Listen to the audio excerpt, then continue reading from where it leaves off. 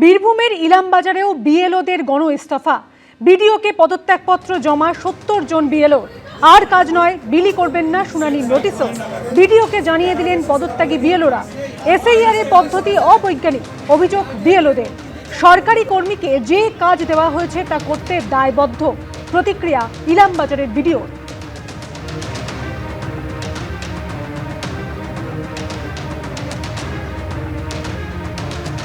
কাজ করতে করতে দেখেছি যে একদম পুরো সিস্টেম অবৈজ্ঞানিক ভাবে কাজ চলছে। স্যারের কাজ একদমই ভালো চলছে না। আমরা চাই যে স্বচ্ছতা এবং খুব ভালোভাবে ভোটার লিস্ট তৈরি হোক। তার জন্য আমরা ড্রাফট লিস্ট পাবলিশ করে দিয়েছি। ডেট এবং স্থানান্তরিত ভোটার যে যা পার্টে যতগুলো বাদ দেওয়া যায়, যেগুলো আছে সেগুলো আমরা জেনুইন, সেগুলোকে আমরা ডেটগুলোকে বাদ দিয়েছি, ট্রান্সফারগুলোকে শিফটেড বাদ দিয়েছি। আমরা সুন্দরভাবে কাজটা করেছি ফিল্ডে ঘুরে ঘুরে। কিন্তু এখন দেখা যাচ্ছে যে না, এরপরও আবার ডিসক্রিমিনেন্সি লিস্ট দিয়ে ডিসক্রিমিনেন্সির নামে একটা প্রচুর লিস্ট পাঠিয়েছে হিয়ারিংয়ে।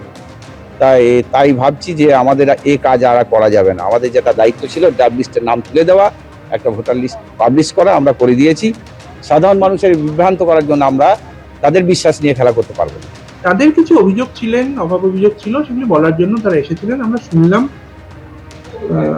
তাদের সঙ্গে আমরা যতটুকু হেল্প করতে পারি সেই অ্যাসিওরেন্স দিলাম। সেটা অভিমান থেকে তারা হয়তো বলছিলেন তারা পদত্যাগ করবেন। আমরা তাদের বললাম যে আমরা সরকারি কর্মচারী, আমরা প্রত্যেকেই আমাদের উপর অ্যাসাইন যে রেসপন্সিবিলিটি সেটা পালন করতে দায়বদ্ধ। ওনারাও সেটা জানেন এবং সেই জন্য ওরা এতদিন কাজ করেছেন।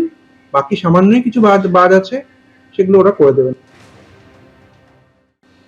দিল্লিতে বসে থাকলে হবে না, রাজ্যে এসে রাস্তায় ঘুরে মেট্রোয় চেপে মানুষের সঙ্গে কথা শুনুন জ্ঞানেশ কুমার। ফের মুখ্য নির্বাচন কমিশনারকে আক্রমণ করলেন শ্রমিক ভট্টাচার্য। রাজ্যপালেরও উচিত লোকভবনে বসে না থেকে জেলায় ঘুরে মানুষের কথা শোনা, বার্তা বিজেপির রাজ্য সভাপতি। জীবিতদের কেন মৃত দেখানো হচ্ছে প্রশ্ন তুলে মুখ্য নির্বাচন কমিশনারকে ছানি অপারেশনের পরামর্শ দিলেন অভিষেক বন্দ্যোপাধ্যায়। জ্ঞানেশ কুমার দিল্লিতে বসে থাকলে হবে না, তিনি কলকাতায় আসুন। ফের মুখ্য নির্বাচন কমিশনার জ্ঞানেশ কুমারকে আক্রমণ করলেন বিজেপি রাজ্য সভাপতি শ্রমিক ভট্টাচার্য। এসআইআর এর শুরু থেকে শুনানি, বিএলওর থেকে সাধারণ মানুষের মৃত্যু, শুনানিতে মানুষের চরম হয়রানি, একের পর এক ঘটনায় নির্বাচন কমিশনকে লাগাতার আক্রমণ করে চলেছে তৃণমূল। জ্ঞানেশ কুমারকে ভোট চোর বলে একাধিকবার আক্রমণ করেছেন রাহুল গান্ধীও। এই আবহে এবার তার দিকে আক্রমণ ধেয়ে এলো অন্যদিক থেকেও। শুক্রবার ফের একবার মুখ্য নির্বাচন কমিশনারকে আক্রমণ করলেন শ্রমিক ভট্টাচার্য।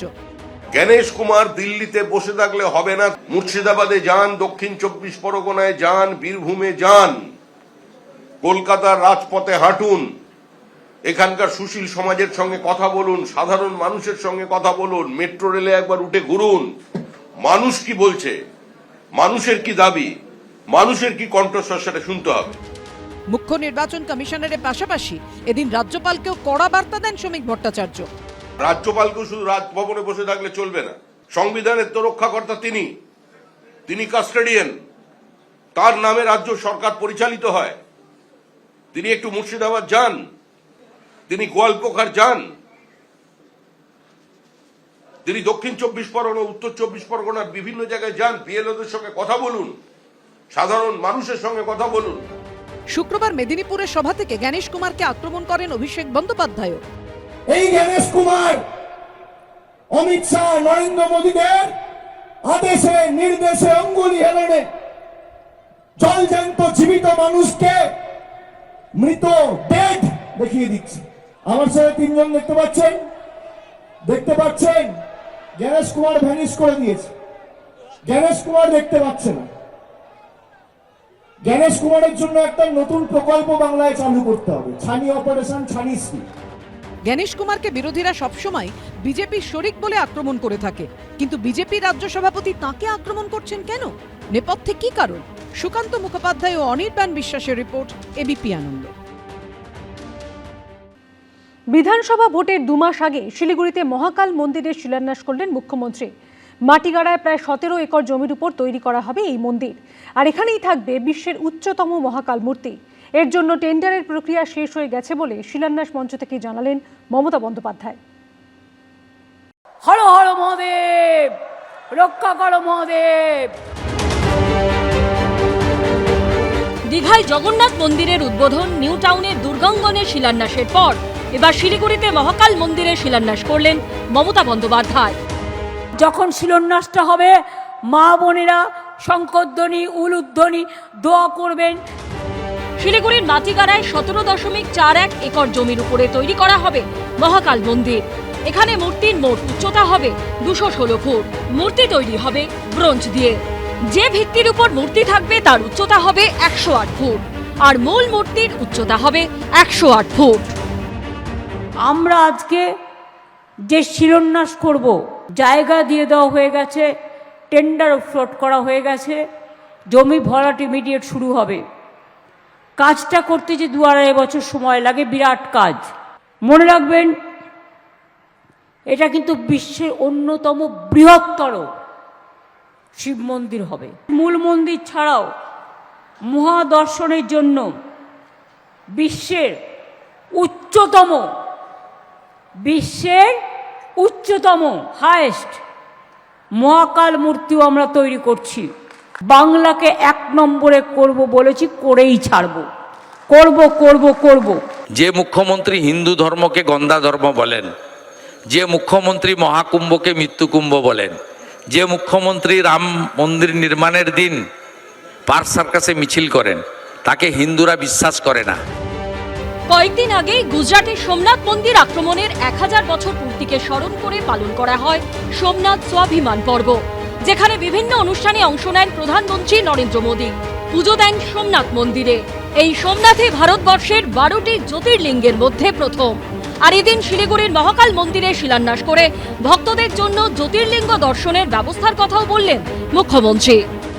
মন্দির চত্বরের সীমানা বরাবর 12টি অভিষেক লিঙ্গ মূর্তি থাকবে, মন্দির থাকবে। এটাকে ঘিরে 12টা অভিষেক লিঙ্গ মন্দির থাকবে এবং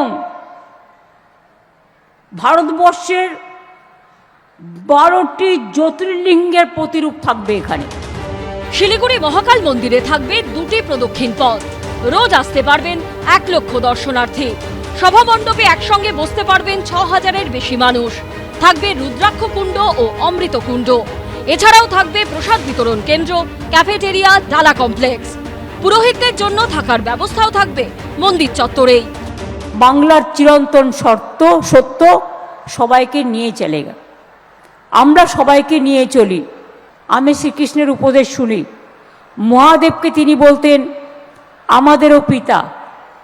শ্রীকৃষ্ণ বলেছিলেন, आप अगर एक अंगुल में अंगुली मुठ कर सकता है, नहीं कर सकता है, लेकिन 5 अंगुल जब लेगा तब आपको मुष्टि बंधन होता है।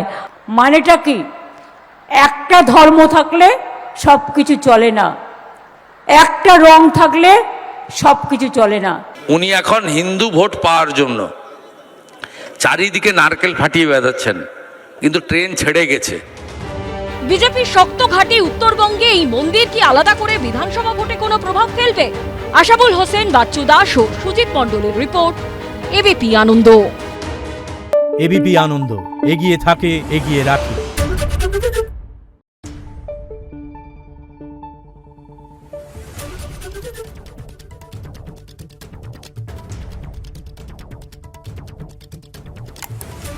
Thank you.